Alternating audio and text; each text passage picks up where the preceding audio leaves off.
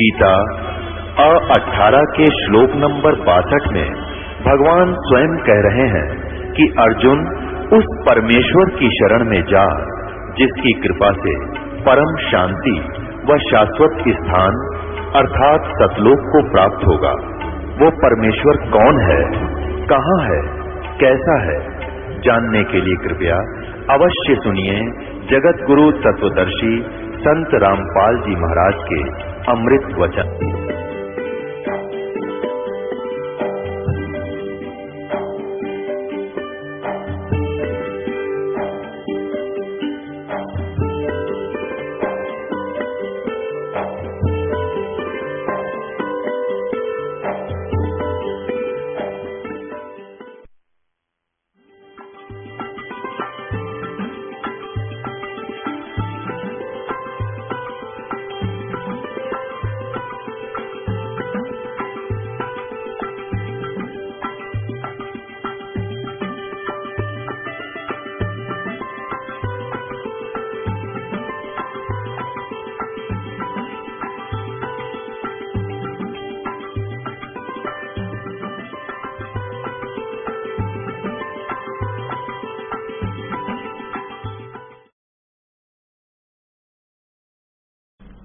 पुण्यात्मा परमात्मा कबीर जी ने इस उद्देश्य से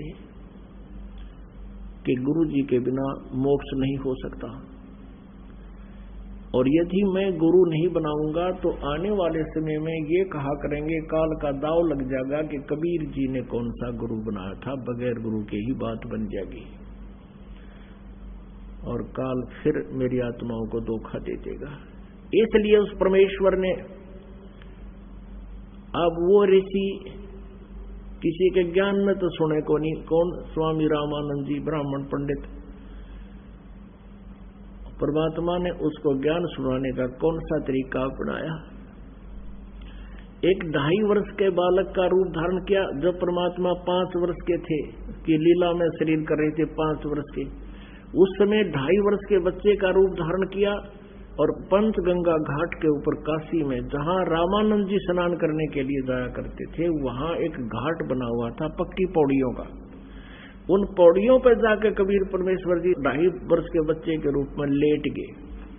स्वामी रामानंद जी सुबह सुबह जाया करते थे ब्रह्म मुहूर्त में, गर्मियों के दिन थे। जो ही वो नीचे पैड़ियों से उतर रहे थे, परमात्मा कबीर जी 2.5 वर्ष के बालक का रूप धारण करके लेटे हुए थे। स्वामी रामानंद जी की खड़ाऊं सिर में लगी, काठ की खड़ाऊं पहना करते थे। खड़ाऊं लगते ही परमात्मा ने रोना शुरू किया, जैसे बालक चिल्लाते हैं। रामानंद जी एकदम बहुत तेजी से झुके, और किसी बच्चे को चोट लगी। क्यों, दया होती है संत में, चाहे वो किसी का भी साधक है, अगर वो संत लक्षण है उसमें, तो उसमें दया अवश्य होती है। एकदम नीचे झुके थे, गले में एक कंठी होती है, एक मनिये की, तुलसी के लकड़ी का एक ही मन का होता है। वो रामानंद जी अपने गले में डाले रखा करते थे, और अन्य जो शिष्य बनाते थे उनके भी एक वही माला देते थे, कंठी बोलते उसको, एक मन के की। और वो प्रतीक होता था कि ये वैष्णव परंपरा से रामानंद जी का शिष्य, वैष्णव साधु के प्रतीक होती थी, और एक तिलक लगाते थे ऐसे। रामानंद जी जैसे झुके, उनके गले की वह कंठी निकल के कबीर परमेश्वर के गले में डल गई। रामानंद जी ने कहा कि बेटा राम राम बोल, राम राम बोल। सिर पे हाथ रखा छोटे बच्चे के, रो ना बेटा, बैठ जा यहाँ। परमात्मा चुप हो गए, उन्हें तो लीला करनी थी ये। और कहा बेटा, रामानंद जी कहने लगे कि बेटा तू यहाँ बैठा रहे, मैं स्नान कर लेता हूँ, आश्रम में ले चलूंगा, और दिन में जिसका भी होगा पता करके तुझे भिजवा दूंगा, डरना मत। रामानंद जी स्नान करने लगे, परमात्मा वहां से अंतर्ध्यान हो गए, उनका काम पूरा हो लिया था। अंतर्ध्यान होकर के अपने मुंह बोले माता पिता नीरू नीमा की झोंपड़ी में आकर सो गए। कुछ दिन के बाद परमात्मा ने क्या किया, एक रामानंद जी का शिष्य विवेकानंद, अब रामानंद जी ने 1400 ऋषि बना रखे थे, 1400 चेले थे ऋषि, जो प्रचार करते थे रामानंद जी किसे ग्रहण ज्ञान का, और रामानंद जी सुप्रसिद्ध थे कि ये वेदों और गीता और पुराणों के मर्मज्ञ ज्ञाता है। विवेकानंद जी जो महर्षि रामानंद जी के शिष्य थे, विष्णु जी के उपासक थे, विष्णु पुराण के अंदर सुना रहे थे विष्णु जी सर्वेश्वर हैं, महेश्वर हैं और ये सब के मालिक हैं, ये सब सृष्टि रचनहार हैं। यही तीन रूप धारण करके सृष्टि सतिथि और संहार का कार्य करते हैं। ये स्वयं अजन्मा है, इनके कोई माता पिता नहीं है।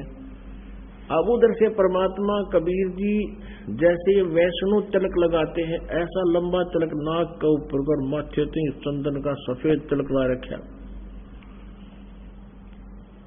और परमात्मा छेड़छाड़ करे बिना रहा नहीं करते, क्योंकि वो तो आए इस उद्देश्य थे।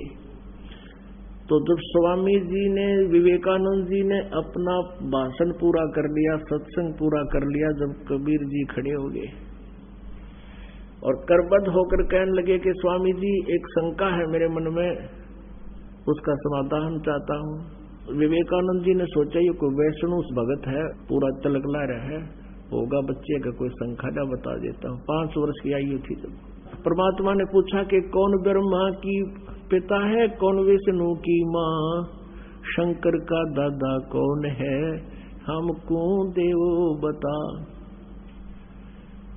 अब इस बात के ऊपर समस्या पैदा होगी। कहने लगे भाई ऐसा कुछ नहीं है, इनके कोई माता पिता नहीं है, ये तो अजर है, सर्वेश्वर है, स्वयंभू है, फलाना है। तब परमात्मा ने कहा कि स्वामी जी शिव पुराण के अंदर रुद्र संहिता पढ़ कर देखिएगा, 5वें, 6, 7वें और 8वें, 9वें अध्याय में, उसमें इनके विष्णु जी के माता पिता भी हैं। अब स्वामी जी वहीं पर ले रखी थी उसने, वो उसी समय खोला शिव पुराण को और देखा, देख भी लिया लेकिन माना नहीं। अपना आत्माओं परमात्मा 600 वर्ष पहले कहा करते थे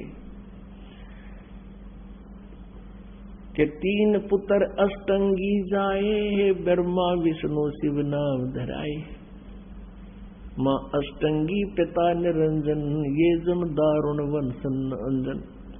के ब्रह्मा विष्णु महेश के माता पिता ये काल सदा काल रूपी ब्रह्म, ज्योति निरंजन भी कहते हैं, और दुर्गा इनकी माता है। ये देखिएगा शिव पुराण। संक्षिप्त शिव पुराण, सचित्र मोटा टाइप, केवल हिंदी। गीता प्रेस गोरखपुर से प्रकाशित है।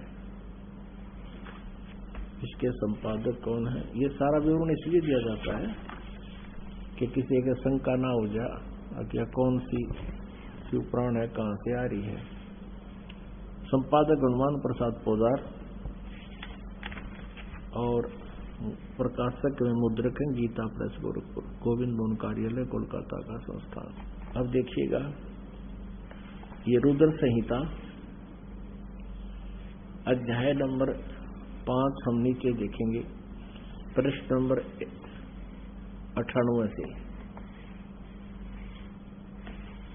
यहां से आ जाइए। 5वां अध्याय। अपने पुत्र नारद की यह बात सुनकर लोक पितामह ब्रह्मा वहां इस प्रकार बोले। ये 6 यहां प्रारंभ हो गया, 6 में पढ़ेंगे। ब्रह्मा जी ने कहा, ब्रह्मन, ये 99 पृष्ठ पे, ब्रह्मा जी ने कहा, ब्रह्मन अपने पुत्र को कह रहा है, ब्रह्मा जी नारद को, देव शिरोमणे, तुम सदा समस्त जगत के उपकार में ही लगे रहते हो। तुमने लोगों के हित की कामना से ये बहुत उत्तम बात पूछी है। नारद ने पूछा था कि इनकी सृष्टि कैसे हुई सारे संसार की, तो ब्रह्मा जी बता रहा, जिसमें समस्त चराचर जगत नष्ट हो गया था, सर्वत्र केवल अंधकार ही अंधकार था, न सूर्य दिखते थे न चंद्रमा, अन्य ग्रहों और नक्षत्रों का भी कोई पता नहीं था, न दिन होता था न रात, अग्निवायु कुछ भी नहीं था, सता नहीं थी। उसमें तत् सद्ब्रह्म, इस श्रुति में जो सत सुना जाता है वो एकमात्र शेष था। अब आगे देखिएगा 100 पृष्ठ पे। जिस परब्रह्म के विषय में ज्ञान और अज्ञान पूर्ण उक्तियों द्वारा इस प्रकार विकल्प किए जाते हैं, उसने कुछ काल के बाद द्वितीय की इच्छा प्रकट की। उसके भीतर एक से अनेक होने का संकल्प उदित हुआ। उस निराकार परमात्मा ने अपनी लीला शक्ति से अपने लिए मूर्ति यानी आकार की कल्पना की। मूर्ति माने आकार। जो वह मूर्ति रहित परम ब्रह्म है, उसकी मूर्ति यानी उसका साकार स्वरूप भगवान सदाशिव है। अर्वाचीन और प्राचीन विद्वान उन्हीं को ईश्वर कहते हैं। उस समय एकाकी रहकर स्वेच्छानुसार विहार करने वाले उन सदाशिव ने अपने विग्रह से स्वयं ही एक स्वरूप भूता शक्ति की सृष्टि की, जो उनके अपने श्रीअंग से कभी अलग होने वाली नहीं थी। उस पराशक्ति को प्रधान प्रकृति गुणवती माया बुद्धि तत्व की जननी और विकार रहित बताया गया है। ये काल के शरीर से निकाली थी परमात्मा ने। परमात्मा ने ब्रह्मा जी को कुछ ज्ञान बताया था, उसी ज्ञान के सुने सुनाए को ये ऐसे बता रहा। वह शक्ति अंबिका कही गई है। उसी को प्रकृति सर्वेश्वरी त्रिदेव जननी नित्य और मूल कारण भी कहते हैं। त्रिदेव जननी ब्रह्मा विष्णु महेश की माता सदाशिव द्वारा प्रकट की गई उस शक्ति के 8 भुजाएं हैं। ये दुर्गा है, स्पष्ट हुई। इसको प्रकृति भी कहते हैं, ये भी ध्यान रखना। ये आपके गीता जी में काम आओगा, जो ब्रह्मा विष्णु महेश की उत्पत्ति कोड वर्डों में लिखी हुई आपको दिखाएंगे। नाना प्रकार के आभूषण उसके श्री अंग की शोभा बढ़ाते हैं। दुर्गा की महिमा है। वह देवी नाना प्रकार की गतियों से संपन्न और अनेक प्रकार के अस्त्र शस्त्र धारण करती है। एकाकिनी होकर भी वह माया संयोग वसात अनेक हो जाती है। यानी इसने ही 3 रूप बनाए थे, सावित्री, लक्ष्मी और पार्वती के, और एक एक पुत्र से उनका ब्याह कर दिया था। ये भी स्पष्ट है इसमें। एकाकिनी होकर भी वह माया संयोग वसात अनेक हो जाती है। वे जो सदाशिव हैं, इस काल के बारे में कहा है, उन्हें परम पुरुष, ईश्वर, शिव शंभु और महेश्वर कहते हैं। यहां देखना आए हैं। ये 101 पृष्ठ पर आगे हम कुछ रुद्र संहिता का। अब वे अपने सारे अंगों में भस्म रमाए रहते हैं। दुर्गा की तो जानकारी पूरी हुई। अब इस काल रूपी ब्रह्म, इस ज्योति निरंजन काल की महिमा है। वे अपने सारे अंगों में भस्म रमाए रहते हैं। उन काल रूपी ब्रह्म ने, इसको ब्रह्म कहो, काल कहो, काल रूप ब्रह्म कहो, सदाशिव कहो। ये काल जो है अपने पुत्र कभी शिव रूप में आ जाता है, कभी ब्रह्मा रूप में, विष्णु जी के रूप में। तो उन काल रूपी ब्रह्म ने एक ही समय शक्ति के साथ नाथ ने शिवलोक नामक अक्षेत्र का निर्माण किया था। उस उत्तम अक्षेत्र को काशी कहते हैं। वे प्रिया और प्रियतम रूप शक्ति और शिव जो परमानंद स्वरूप है, उस मनोरम अक्षेत्र में नित्य निवास करते हैं। वे प्रिया और प्रियतम यानी पति पत्नी रूप में शक्ति और शिव, दुर्गा और ये काल रूपी ब्रह्म। ये सिद्ध हो गया कि दुर्गा और काल है जो परमानंद स्वरूप है, उस मनोरम क्षेत्र में नित्य निवास करते हैं। यहां देखो, देवर से ब्रह्मा बता रहे हैं अपने पुत्र नारद को, एक समय उस आनंद वन में रमण करते हुए शिवा और शिव के मन में, दुर्गा और काल के मन में यह इच्छा हुई कि किसी दूसरे पुरुष की सृष्टि करनी चाहिए, जिस पर यह सृष्टि संचालन का महान भार रखकर हम दोनों केवल काशी में रहकर इच्छा अनुसार विचरे और निर्वाण धारण करें। इन्होंने सोचा कि को बालक उत्पन्न करा और उसने सारा ढूंढमा संभलवा दे। क्या ऐसा निश्चय करके शक्ति सहित सर्वव्यापी परमेश्वर शिव ने अपने वाम भाग के 10वें अंग पर अमृत मल दिया है, यानी पति पत्नी व्यवहार किया। फिर तो वहां से एक पुरुष प्रकट हुआ, यानी एक बालक की उत्पत्ति हुई। उसका नाम केदरा, वह शिव पुराण 102 पृष्ठ पे। शिव ने कहा, इस काल ने कहा कि वत्स बेटा, व्यापक होने के कारण तुम्हारा विष्णु नाम विख्यात हो। अब ये हो गया 6वां अध्याय यहाँ समाप्त। अब 7वें में क्या कहता है ब्रह्मा जी? ब्रह्मा जी कहते हैं देव से यानी नारद जी, तत्पश्चात कल्याणकारी परमेश्वर सांब सदाशिव ने पूर्ववत प्रयत्न करके जैसे विष्णु पैदा किया, मुझे भी अपने दैन्य अंग से उत्पन्न किया। अपनात्माओं, यहाँ इस शिव पुराण के अनुवादकर्ता ने यहाँ पे गड़बड़ कर दी कि भाई शिव जी से शिव की उत्पत्ति कैसे लिखूं, गोलमोल कर दिया। अब देखो, कहते हैं सच्चाई छुप नहीं सकती।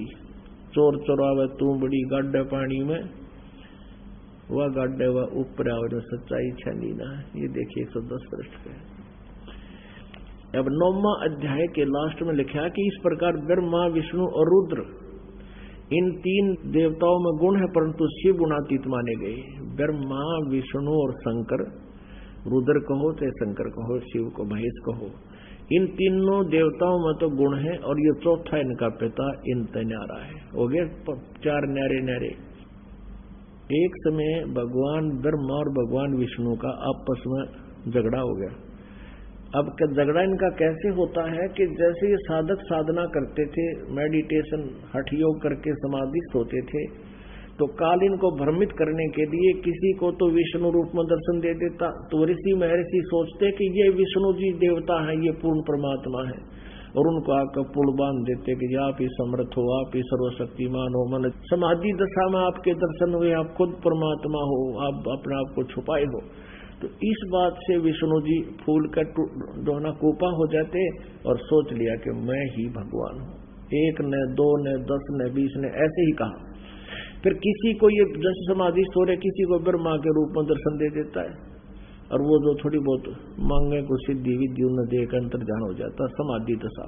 तो वो क्या कहते थे कि हे भगवान, ये ब्रह्मा जी को कहते आप खुद पूर्ण परमात्मा हो, आप ही समर्थ हो, हमने समाधि दशा में आपका दर्शन पाए हैं, और आप ही समर्थ हो, आप अपने आप को छुपाए हुए हो, आप सृष्टि के रचनहार हो।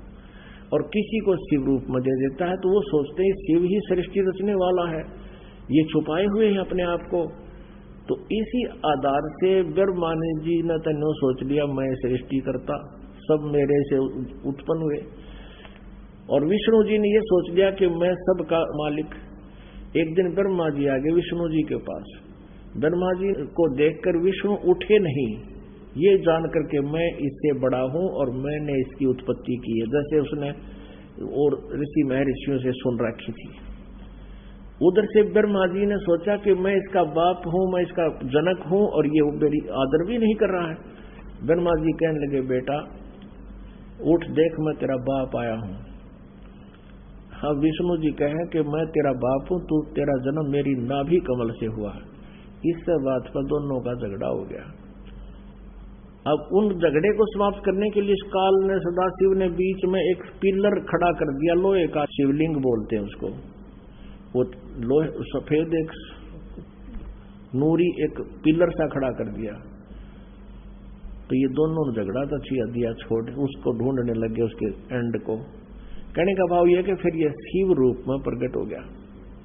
और फिर ये क्या समझाता है, ब्रह्मा विष्णु महेश इनसे प्रसन्न किया तो काल इनको धोखा देता है कि ये तो मेरा साकार रूप है, यो पिलर, और मैं निराकार रूप हूं। मैं अब तुम्हारे सामने साकार बनकर आया हूं, मैं ही भगवान हूं, तुम अपने आप को भगवान मत समझो। अब देखो विद्वेश्वर संहिता, ये वही शिव पुराण गीता प्रेस गोरखपुर से प्रकाशित। और ये देखो ब्रह्मा विष्णु महेश का आपस में झगड़ा हो गया था, बीच में ये स्तंभ खड़ा कर दिया, इसको लिंग बोले, शिवलिंग। और ये अब 25 पृष्ठ पर हम दिखाते हैं। ब्रह्मा और विष्णु ने पूछा प्रभु सृष्टि आदि 5 कर्तव्यों के लक्षण क्या क्या है यह हम दोनों को बताइए। भगवान शिव बोले, युकाल बोला कि मेरे कर्तव्यों को समझना अत्यंत गहन है, तथापि मैं कृपा पूर्वक तुम्हें उनके विषय में बता रहा हूं। अब यहां देखो, यहां देखिएगा 26 पृष्ठ पे संक्षिप्त शिव पुराण नीचे आते हैं। अब ये काल शिव रूप में खड़ा क्या कह रहा है? पुत्रो, तुम दोनों ने तपस्या करके प्रसन्न हुए मुझ परमेश्वर से सृष्टि और सतिथि नामक 2 कृत प्राप्त किए, ये तुमको बहुत प्रिय है। अब देखो, ये तो 2 तो ये हो गए, ब्रह्मा और विष्णु। और फिर क्या कहता है? इसी प्रकार मेरी विभूति स्वरूप रुद्र और महेश्वर ने, यू मैं गलत लिखा, 2 अन्य उत्तम कृत संहार और तिरोभाव मुझसे प्राप्त किए। तो 2 तो ब्रह्मा विष्णु महेश हो गए और 2 ये रुद्र और महेश हो गए। बोलनिया 5वां, इस सिद्ध हो गया कि ब्रह्मा विष्णु और रुद्र और महेश इस काल के ही पुत्र हैं। ये अपने पुत्र इस शिव को ही इन 11 रुद्रों का मुखिया बनाता है, इसलिए यही एक रुद्र रूप भी धारण करता है। वैसे वो लीला काल की ही होती है। तो यहाँ ये महेश और रुद्र को 4 सुनकर आप भ्रम न पड़ना। हमने ये देखना है कि ये ब्रह्मा विष्णु और महेश ये इनसे न्यारा है जो इनका पिता जो ये बोल रहा है जिससे इनका जन्म हुआ है। हमने 4 सिद्ध करने थे ये न्यारे न्यारे। तो ब्रह्मा विष्णु और महेश, रुद्र भी इन्हीं की एक अलग से इन्होंने बना रखा मुखिया, वो अलग है। तो ये ब्रह्मा विष्णु और ये महेश ये इस काल के पुत्र हैं, ये सिद्ध करना था। इनका जन्म और दुर्गा इनकी माता है। अपनात्माओं, अब वो विवेकानंद जो महर्षि रामानंद जी का शिष्य था, उसने आंखों देख लिया कि ठीक लिखा है, लेकिन अभिमान वश माना नहीं और कहने लगा तू क्या जाने पुराणों के बारे में, तू कौन है, कहां से आया है, छोटी सी उम्र का बालक, तुझे क्या पता पुराणों में क्या लिखा है। परमात्मा तो बोले नहीं। उससे पहले वह श्रोता कहने लगे ये तो नीरू का बेटा है, ये दुल्हे का पुत्र है। तो ब्राह्मण बात बदल गया, वह तो हटाना था वहां से, उनका सबका ध्यान पलटना था। कहने लगे अरे तूने ये तिलक क्यों लगा रखा है, तूने कोई गुरु बनाया है? हाँ कहा जी गुरु बना रखा है। कौन है तेरा गुरु? और तू शूद्र जाति का? हाँ मैं शूद्र जाति का और मैंने गुरु बना रखा है। कौन? जो तेरा गुरु है वही मेरा गुरु है। अब विवेकानंद ने कहा देखो रे लोगों कितना झूठा है, पाखंडी है, ये धानक दुल्हा शूद्र वर्ण में, और मेरे गुरुदेव स्वामी रामानंद जी पंडित श्री 1008 ये तो शूद्रों के दर्शन भी नहीं करते, वो तो अच्छे पल्ला करके बात करते हैं। और ये कहता है देखो मेरे गुरुजी की बेइज्जती कर रहा, तेरे अभी जाता हूं गुरुजी के पास, तेरी दोनों सहमत आएगी, तुझे सबक मिलेगा और तुम भी आना श्रोता वहां पर देखना। वो बात थी वह रोड़ा रोड़ा दी, सच्चाई को ऊपर आने नहीं दिया। और पुण्यात्माओं कहने लगा कल देखूंगा तने। तो पुण्यात्माओं आगे की कथा फिर कल सुनाओगे आपने। बोलो सतगुरुदेव।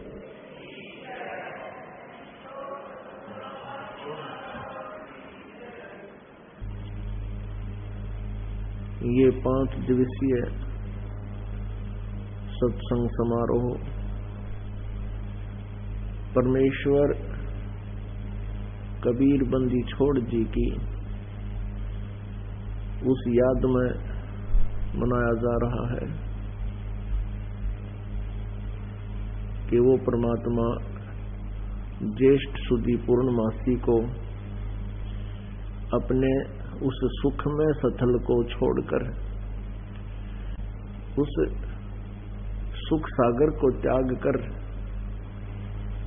अपनी प्यारी आत्माओं को इस काल के जाल से छुटाने के लिए, इस काल का भेद बताने के लिए, आध्यात्मिक ज्ञान को पुनः बताने के लिए वो परमात्मा प्रकट हुए।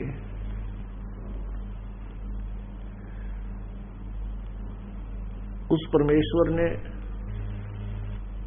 हम भोली आत्माओं पर, अज्ञानी आत्माओं पर रहम आया, क्योंकि हमने एक ऐसी गलती की थी जो क्षमा योग्य नहीं थी। हम सतलोक में रहा करते थे और वहां कोई दुख नहीं था, मृत्यु नहीं थी। हमारा परिवार था, हमारा नूर का शरीर था।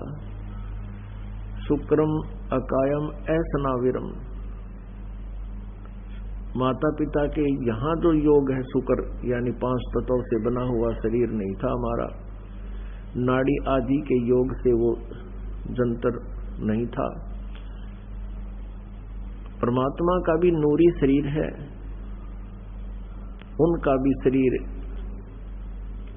ऐसनाविरम शुक्रम अकायम।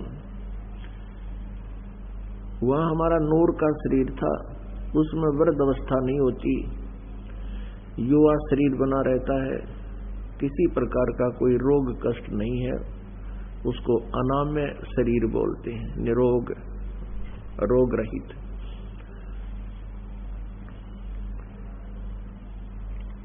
हम वहां पूर्ण रूप से सुखी थे, प्रत्येक वस्तु उपलब्ध थी, कोई पदार्थ का अभाव नहीं था। हमारे को एक मस्ती छागी। उस समय ये काल भगवान, ये ब्रह्म जो 21 ब्रह्मांड का प्रभु है, ब्रह्मा विष्णु महेश का पिता है, दुर्गा का पति है, ये सतलोक में तप कर रहा था। इसका उद्देश्य था कि मैं अलग से राज्य प्राप्त करूं। ये तो अपने स्वार्थवश डलेड हो रहा था और हम इस पर आसक्त हो गए। जैसे कोई हीरो, हीरोइन या नेता, अभिनेत्री, अभिनेत्री जो कोई एक्टिंग करते हैं, ये युवा वर्ग उसके ऊपर अननेसेसरी अट्रैक्ट हो जाता है, जिसका कोई यूज नहीं, उनको कोई लाभ नहीं। वो अपने पेट के लिए सारी चटक मटक करते हैं और हम उनकी तरफ आंखें फाड़े देखते रहते हैं। सिनेमा घरों में जाकर के या टीवी के ऊपर बैठ करके अपना समय और पैसा दोनों व्यर्थ करते हैं। यही रोग हमारे को वहां लगा था। ये अपना राज्य अलग मांग रहा था, उससे तप कर रहा था, तब से राज्य प्राप्त होता है। ये विधान है प्रभु का, विधाता का। और हम बेमतलब इसके ऊपर आसक्त हुए और हम अपने उस परमपिता को भूल गए जिसने हमें वहां सभी सुख सुविधाएं उपलब्ध करा रखी थी।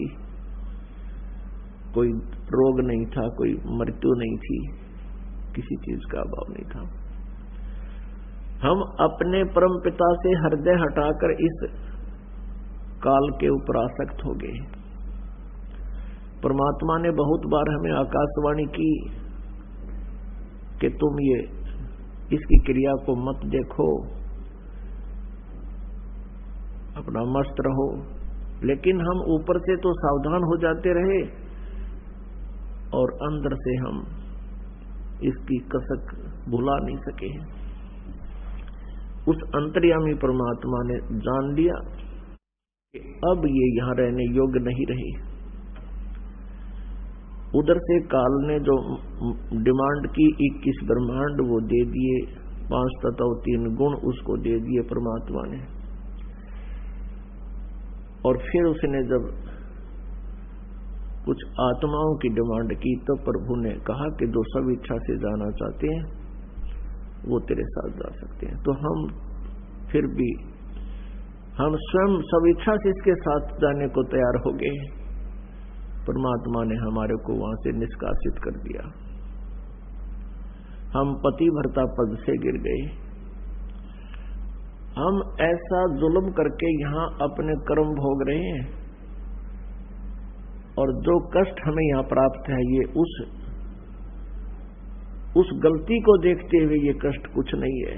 कीड़े पड़ जाते हैं, अधरंग मार जाता है, 4 बेटे चारों मर जाते हैं, टक्कर मार रहे हैं माता पिता।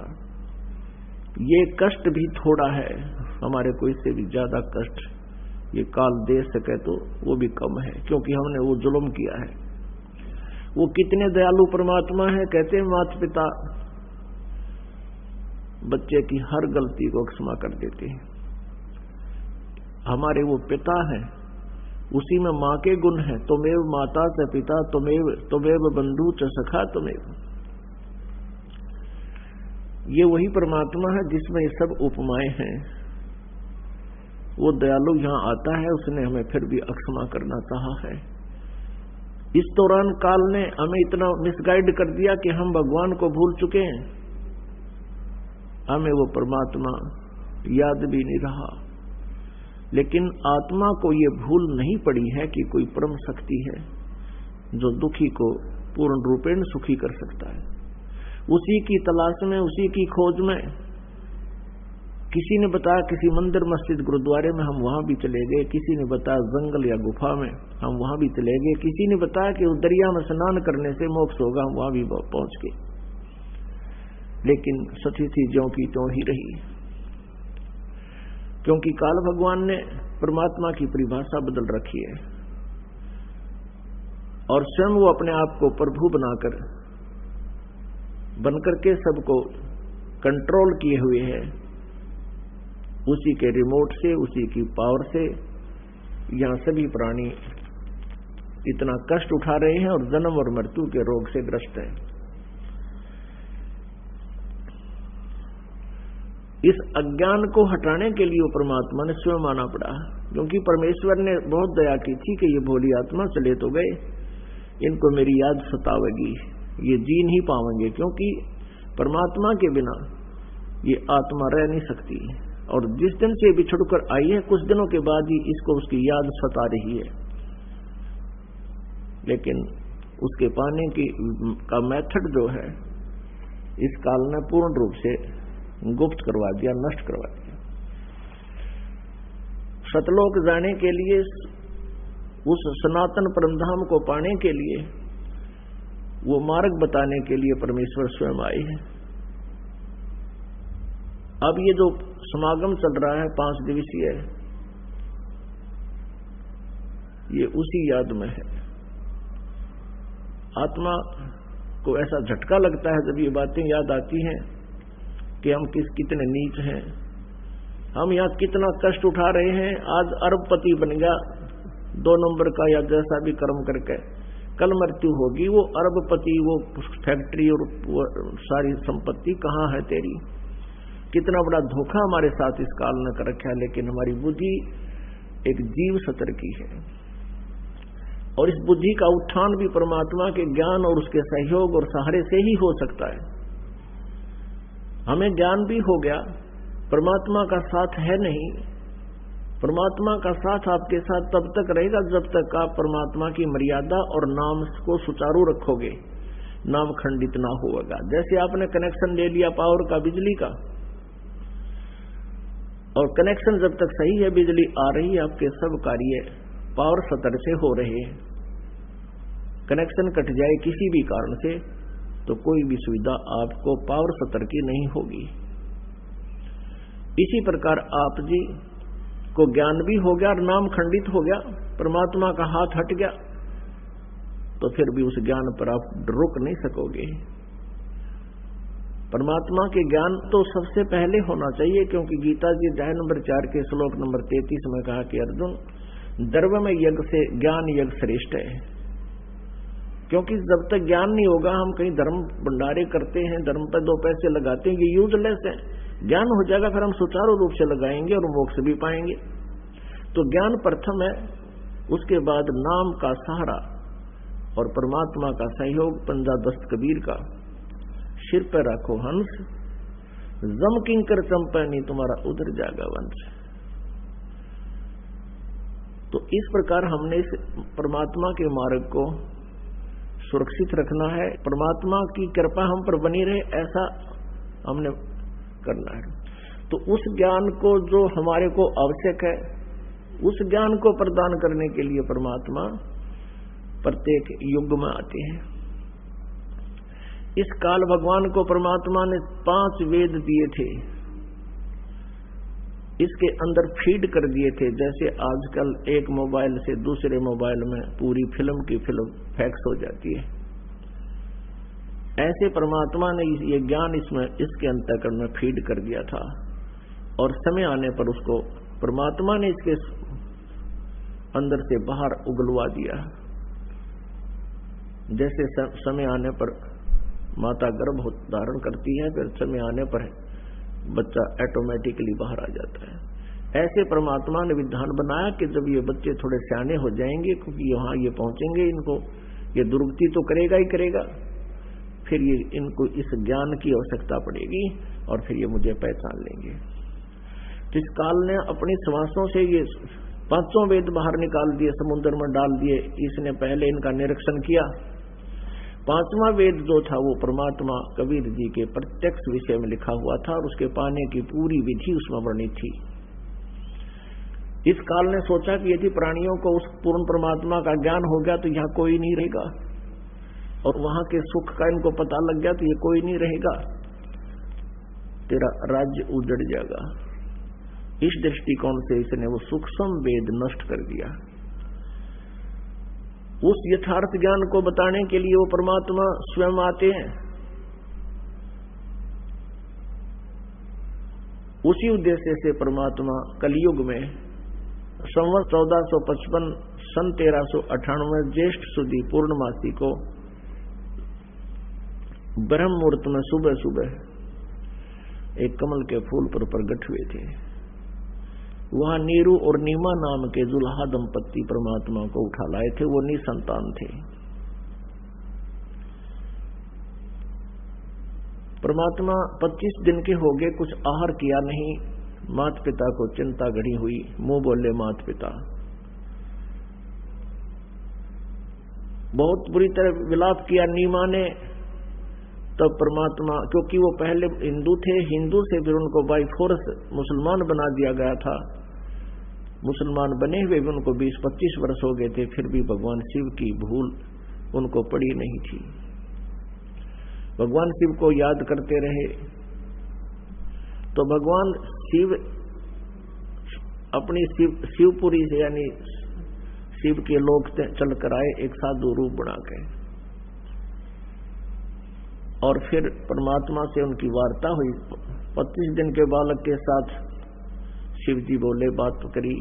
तो परमेश्वर ने शिव जी से कहा कि कुंवारी गाय कहो, इनको कुंवारी गाय ले आओ बच्चिया, उस पर आप अपना हाथ रख देना। शिव जी, परमात्मा ने कहा वो दूध दिया करेगी, उस दूध का मैं पान करूंगा।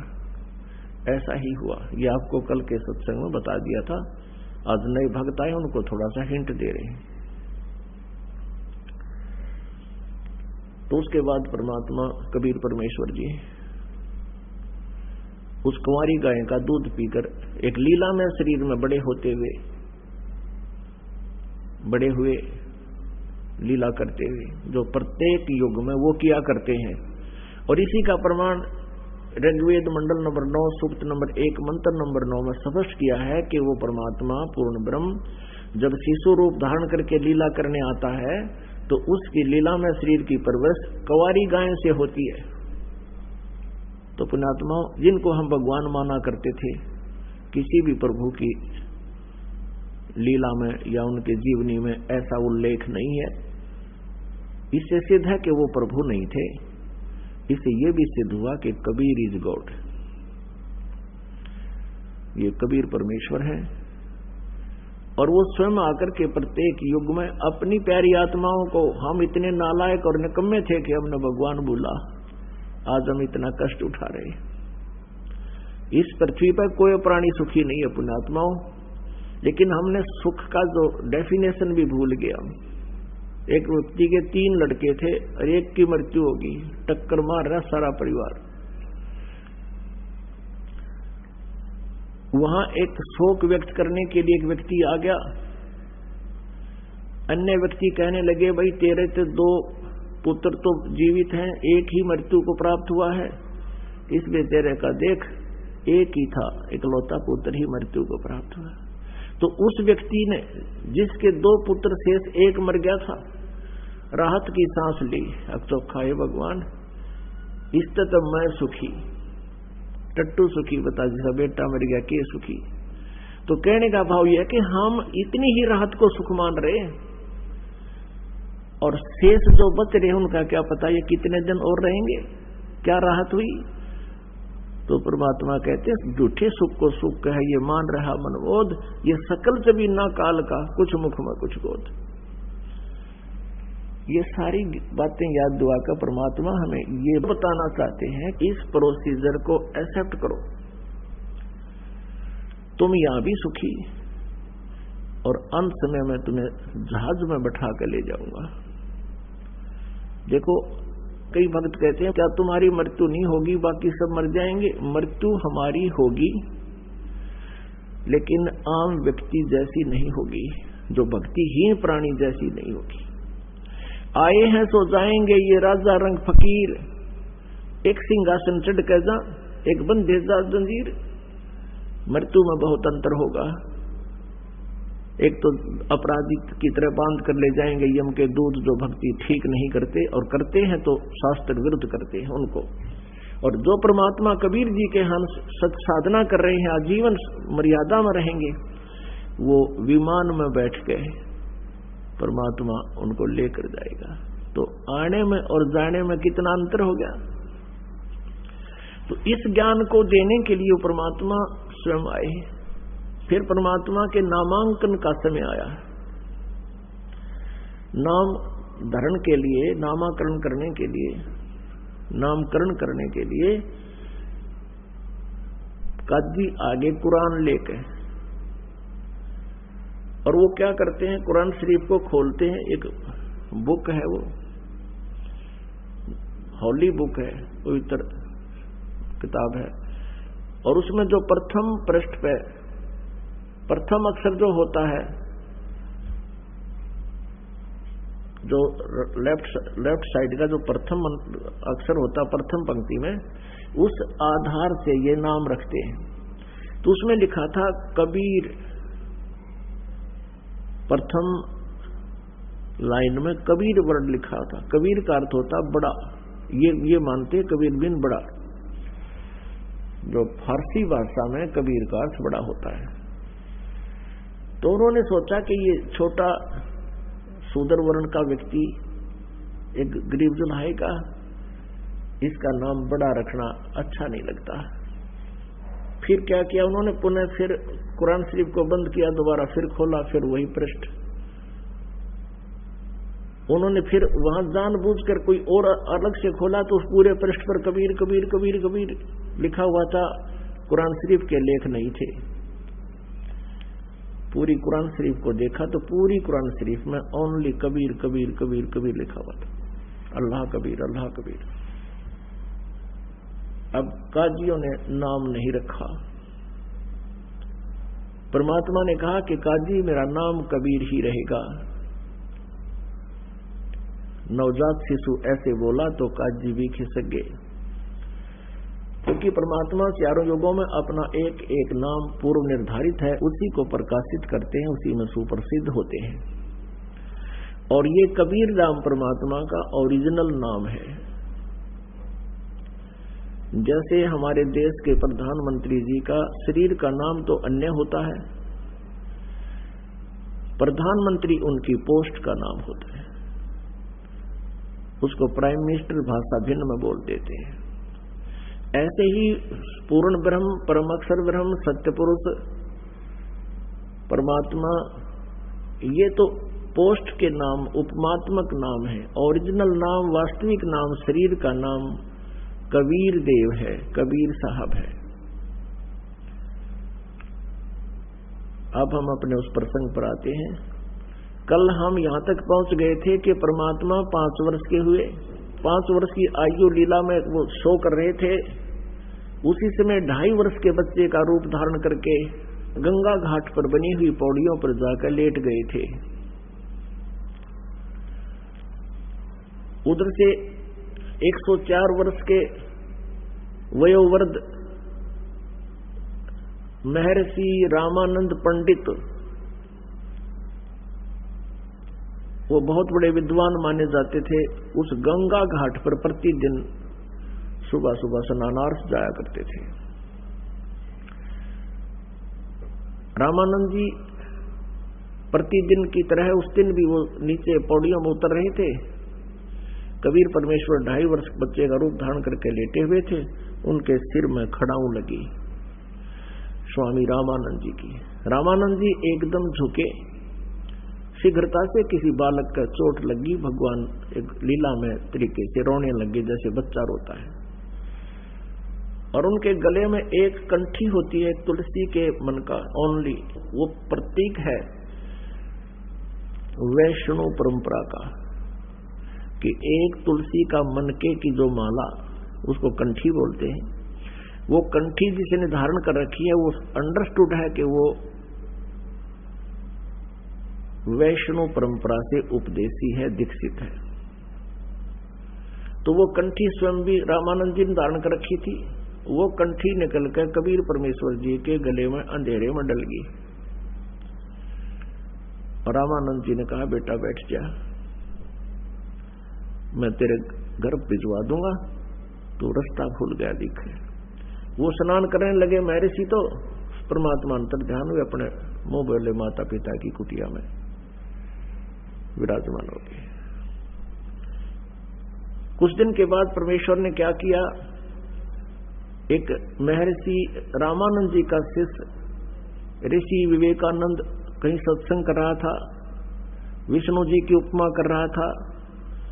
परमेश्वर कबीर जी ने उससे पूछा कि क्या विष्णु जी के जन्म मृत्यु होती है, क्या विष्णु जी के कोई माता पिता भी हैं? इस पर विवेकानंद ऋषि जी ने कहा कि तुम बालक हो, आपको इतना भी नहीं पता कि ये विष्णु जी अजर व अमर है, सर्वेश्वर महेश्वर हैं, सर्वशक्तिमान हैं, इनके कोई माता पिता नहीं। तब परमेश्वर ने उस विवेकानंद को, जहां पर हजारों उसके उपदेशी और श्रोता विराजमान थे सैकड़ों की संख्या में, वहां परमेश्वर ने कहा कि नहीं, आप गलत कह रहे हो स्वामी जी। शिव पुराण रुद्र संहिता 5, 6, 7, 8, 9 मंत्र अध्याय में और विद्वेश्वर संहिता प्रथम अध्याय में ये स्पष्ट लिखा हुआ है कि दुर्गा इनकी माता है और ये काल रूपी शिव इनका पिता है, इनकी जन्म मृत्यु होती है। विवेकानंद जी ने स्वयं देख भी लिया, शास्त्र उसके पास थे, फिर भी वो माना नहीं। और ऊपर से उस बात को सबकी जो ना ध्यान परिवर्तित करने के लिए, ध्यान बांटने के लिए कहने लगा कि तूने तिलक कैसे लगा रखा है। एक लंबा तिलक, यहां नाक पर पूरा सफेद चंदन का तिलक लगाते हैं ये वैष्णव परंपरा वाले। अरे यही रीति न्यू की न्यू अब कबीर पंथ में समा गई। ये भूल रहे हैं कि कबीर जी ने वो किस उद्देश्य से किया था खेल। तो वो भी प्रतीक था कि विष्णु परंपरा से ये उपदेशी है। तब उस विवेकानंद ने पूछा कि तूने कहीं से उपदेश ले रखा है, दीक्षा ले रखी है? कि हाँ दीक्षा ले रखी है। तो स्वामी जी ने पूछा कि तेरा गुरु कौन है? विवेकानंद जी ने पूछा कबीर परमेश्वर से, तेरा गुरु कौन है? परमेश्वर ने कहा कि जो तेरा गुरु है वही मेरा गुरु है। इस बात से बहुत अक्षुब्ध हुआ विवेकानंद, क्योंकि विवेकानंद को पता चला कि ये शूद्र वर्ण से संबंध रखता है। ये धानक जुलाहे का पुत्र है, क्योंकि वहां उपस्थित जनों ने तुरंत खड़ा होकर बता दिया था कि ये धानक का पुत्र है, जुलाहे का पुत्र है, नीरू को कहीं मिला था वो है ये। तो उसी समय वो कहने लगा कि तू शूद्र वर्ण का होकर के कहता है रामानंद जी से मैंने दीक्षा ले रखी है। देखो रे लोगों, ये कितना झूठा और कपटी है, इससे सोच लेना ये सब झूठ बोल रहा है। हमारे स्वामी रामानंद जी कभी किसी को दीक्षा नहीं देते, वो बहुत ज्यादा छुआछूत किया करते थे और शूद्र वर्ण से तो वो बिल्कुल हेट करते थे, पल्ला कर लेते थे, पर्दा कर लेते थे, बात करते हुए भी उससे शकल नहीं देखते थे। और ऐसे व्यक्ति के बारे में भरे ब्राह्मण समाज और अन्य व्यक्ति वहां उपस्थित थे और वहां ये कहना कि मैंने रामानंद जी से दीक्षा ले रखी है, एक बहुत बड़े आश्चर्य की बात थी। और आम व्यक्ति को ये हो गया कि ये झूठ बोलता है और ब्रह्मा विष्णु महेश जी के माता पिता की जानकारी भी झूठी ही दे रहा होगा। और यही विवेकानंद चाहता था, तेरी इज्जत बनी रहे, ये श्रोता धोखे में पड़े रहे और ये मेरी जो है ना दाल रोटी चलती रहे। इनका यहीं तक बुद्धि सीमित रही इन ऋषि गुरु महर्षियों की। उसमें विवेकानंद जी ने कहा कि श्रोताओं, कल सभी आना स्वामी जी की कुटिया पर, रामानंद जी की कुटिया पर, और उनके सामने मैं अर्ज करूंगा कि हमारी तो नाक काट ली इस जुलाहे के पुत्र ने, इसने भरी सभा में आपको अपना गुरु बता दिया, हम कहीं मुंह दिखाने लायक नहीं रहे। देखना सच्चाई का कल पता चलेगा। अब शाम को जाकर के विवेकानंद जी ने, जो महर्षि रामानंद जी के शिष्य थे, स्वामी जी से कहा, स्वामी जी हमारी तो नाक काट ली, हम कहीं मुंह दिखाने लायक नहीं रहे। स्वामी जी ने पूछा क्या बात हुई? सारी कहानी बता दी कि एक दुल्हाए का बेटा आपको अपना गुरु बतावा, गुरुवर, और सभी वहां सैकड़ों की संख्या में, कई सैकड़ों की संख्या में श्रोता उपस्थित थे। उसने सरेआम कहा ये कि मैंने रामानंद जी से नाम ले रखा है, और वो तिलक भी लगाता है मत्थे पर, ऐसे ही लगाता है। रामानंद जी का पारा 100 पर चला गया, एकदम आई और कहने लगा वो झूठा है, वो कपटी है, कल उसकी सब असलियत सामने आ जाएगी, उसको बुला कर लाओ। अब सुबह सुबह वो विवेकानंद और 8-9 मलंग लेकर लठाड़ेर चल पड़ा परमात्मा कबीर जी की कुटिया की तरफ, जहां वो रहा करते थे, जुलाहों की कॉलोनी में। किसी व्यक्ति ने देखा कि ये कोई घर पूछ रहे हैं, उन्हें कबीर नीरू का घर पूछा और उनके इरादे से वो परिचित हुए। इसी प्रकार एक बहन को पता चला, उनको उन्होंने कुछ रास्ता नहीं दिया, वो तो कहने लगे पूछ लो कहीं आगे। वो किसी और से घर पूछने लगे, तब तक वो दोनों आगे शीघ्र आगे। पहले एक बहन आई, फिर एक भक्त ने, एक व्यक्ति ने आके यही बताया कि एक ब्राह्मण है, उसके साथ 7-8 लठ वाले हैं और तुम्हारा घर पूछ रहे हैं, अब तुम सावधान हो जाओ, उनके इरादे नेक नहीं है। अब नीमा समझ गई कि ब्राह्मण है, क्योंकि उससे पहले भी कबीर परमेश्वर जी इन नकली गुरुओं को जहां भी खड़े वो चर्चा हो रही होती थी, ये परमात्मा उनसे प्रसन्न किया करते थे और उनके उल्हाने आते थे। नीमा और नीरू को आकर कहते थे कि अपने बेटे को मना कर दो, इनको समझा लो, ये हमारे सत्संग में बाधा डालता है। और परमात्मा बताया करते, तुम गलत ज्ञान प्रचार कर रहे हो, इनको विष खिला रहे हो अपने श्रोताओं को, तुम सत्य से परिचित नहीं हो। और नीमा धमकाया भी करती थी, बेटा तुम मत छेड़ा कर इनने, ये तो राक्षस टाइप के व्यक्ति हैं, बेटा तुझे कभी मार देंगे। तब कबीर परमात्मा कहा करते कि माता जी मेरे बस की बात नहीं, मैं तो इनको समझाने की चेष्टा करता हूँ, ये सब मेरे ही बच्चे हैं, मैं इनको सही ज्ञान बताना चाहता हूँ, ये मुझे पहचानते नहीं। इस बात से माई भी क्षुब्ध हो जाया करती कि पड़ा रहा तू दादा पाट गया, 5 साल का बालक ने हो गया, मेरे बच्चे हैं, तू घना ना बोला करे, और बेटा तू मत छेड़ा कर इनको। तो उसको इस दिन भी उसको तुरंत उसके हृदय में गया कि अवश्य ये कोई गड़बड़ करके आया कल, और आज तो भयंकर रूप धारण कर रखा उन्होंने, जो लठ लेकर आ रहा था। माता ने बच्चे को उठाया, सूता परमात्मा को, तो सोए जागे बराबर ही होते हैं, खड़े हो गए। पूछा, माता ने पूछा, बेटा तूने कल किसी के साथ कुछ छेड़छाड़ की थी ब्राह्मण से? अक नहीं माता जी, छेड़छाड़ तो नहीं की थी, मैंने तो प्रश्न किया था। वह बोली तू इन प्रश्न करना छोड़ दे बेटा, वो आने लग रहे हैं, और चल तुझे छुपा देती, तू बोलिए मत, छुप जा। झोपड़ी के पीछे जाकर लिटा के ऊपर कपड़े डाल दिए, गुदड़गा पर डाल दिया, अब तू बोलिए ना बेटा। अब ठीक है।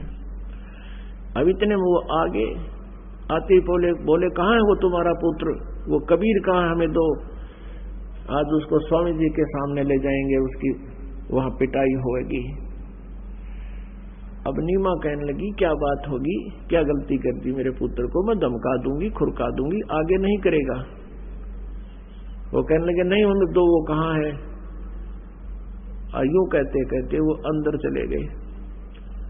उस कुटिया में, झोपड़ी में जो भी चारपाई थी, वस्त्र थे, सब खिंडा मिंडा दिए, कहाँ छुपा रखा है। और माता हाथ जोड़कर कह रही है मेरे बच्चे पर रहम करो, बालक है। बच्चे तो गलती कर ही दिया करते हैं, आप तो महान हो, ब्राह्मण हो, विद्वान हो। और लाख हो रही विवेकानंद की, क्यों उसकी तो पोल खुलगी निकम्मेगी। कहने लगा दूर हो जा तू, बता नहीं तो कहानी तेरी टांग तोड़ दूंगा। अब पुण्यात्माओं देवी भागवत में लिखा है प्रथम सकंद में कि ये कलयुग के जो ब्राह्मण हैं, कलयुग में जो ब्राह्मण हैं वो ऐसे हैं जो सतयुग त्रेता द्वापर में राक्षस हुआ करते, और ये प्रत्यक्ष सिद्ध हो रहा है। उधर परमात्मा ने देखा कबीर जी ने कि ये माता जी को तंग कर रहे और ये टांग तोड़ देंगे माँ की। बाहर खड़ा होकर वो एकदम खड़े हो गए वहीं पर और कहा विवेकानंद आजा, झोपड़ी के पीछे खड़ा हूं मैं। अब विवेकानंद आवाज सुनते भाग कर गए सारे पर और पकड़ लिए परमात्मा को बाजू से। उधर से नीमा ने अपने बच्चे को छुड़वाना चाहा, उसके लिपट गई, अपने बच्चे को ऐसे लिपट गई। बच्चा तो नहीं था, वो तो हमारा बाप था, पिता था सबका, लेकिन लीला कर रहा था दाता। उधर से सर्वानंद ने उसके हाथों पर लठ मारे और उसके गुंडों ने वो माता के, और वो हाथ छुड़वा दिए, बुरी तरह पीट कर छोड़ दिया। उधर से नीरू को जो पता चला क्या झगड़ा हो गया, वो भाग आया, उसने भी विरोध किया, बच्चे को छुड़वाना चाहा तो उसकी भी बहुत पिटाई कर दी और बेहोश करके गली में डाल दिया। परमेश्वर को उठाकर वो ले गई। वहां रामानंद जी अपनी कुटिया में बैठे थे, स्नान कर कर आए थे। वो प्रतिदिन जो कर्मकांड किया करते थे वो करने की तैयारी कर रहे थे। विवेकानंद ने कहा जी ये आ गया है वो नीरू पुत्र जुल्हाय का बेटा कबीर, जो आपको अपना गुरु बताता है। रामानंद जी ने अपनी कुटिया के सामने पर्दा ला लिया और कबीर जी बाहर खड़े हैं रामानंद जी कुटिया के अंदर, और हजारों की संख्या में श्रोता वहां विद्वान है, क्योंकि विवेकानंद तो सबको न्योता दे के लाया था कि कोई और न्यो ना कहे। विवेकानंद से एक प्रश्न किया था, जवाब नहीं आया, जवाब तो टाल दिया और ये और पंगा पा दिया। लेकिन परमात्मा तो अपने बच्चों के लिए आए इस उद्देश्य से थे, कुछ भी हो, कोई कुछ भी करे, बुरा कहे चाहे भला कहे, मालिक ने तो अपने ज्ञान को उजागर करना था, जिनको शरण में लेना है वो लेना ही था। अब रामानंद जी को शरण में लेने की ये सब कुछ कर रहे थे, परमात्मा कितना कष्ट उठाया, बुरी तरह बेइज्जत हुए, लेकिन माता पिता अपने बच्चों के लिए सब कष्ट उठा सकते हैं, और ये तो सबका पिता, सबका माता, हम सभी उन्हीं के बच्चे हैं। अब रामानंद जी ने पर्दे के अंदर से आवाज, ऊंची आवाज में पूछा कि कौन तुम्हारी जात है और कौन तुम्हारा भगवान है, किस पंथ से तुम जुड़े हुए हो। तब क्या वार्ता होती है ये परमात्मा और उस आत्मा की, परमात्मा कबीर जी और आत्मा उस रामानंद जी की क्या चर्चा होती है, ये आपको सुनाते हैं। आडा पड़दा लाए कर रामानंद बूझनते, दास गरीब कुरंग छवि, अधर धार कूदंत, अधर डाक कूदंत।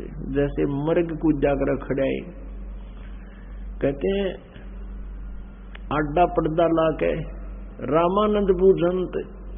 और गरीबदास साहेब जी जो परमेश्वर से परिचित हुए थे। परमात्मा गरीबदास जी को सतलोक लेकर गए थे, उनकी आत्मा को फिर वापस शरीर में छोड़ा था। उन्होंने आंखों देखा और पीछे का और आगे का दिव्य दृष्टि से सब विवरण परमात्मा की महिमा का ये आंखों देखा चित्रण किया। उस आधार से गरीबदास जी कह रहे हैं कि ऐसे कूद रहा रामानंद जी कुटिया में जैसे मर्ग कूदा करे गुस्से में कि तूने कैसे कह दिया। और कहता है